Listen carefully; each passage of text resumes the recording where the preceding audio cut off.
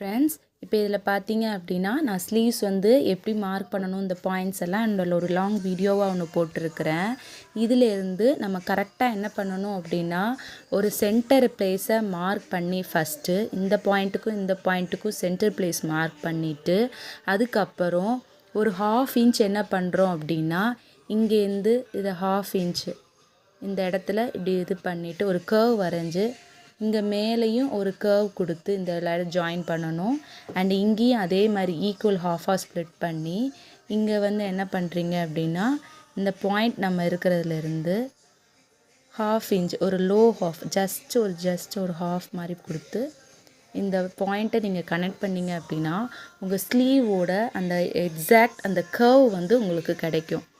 அப்புறம் நீங்கள் இதில் ஒரு 1/2 இன்ச் லைட்டாக மட்டும் நீங்கள் விட்டுட்டு ஒர்க் பண்ணிங்கன்னா அப்படியே ஸ்டிச் பண்ணுறதுக்கு கரெக்டான ஒரு மெஷர்மெண்ட்டாக கிடைக்கும். தேங்க்யூ.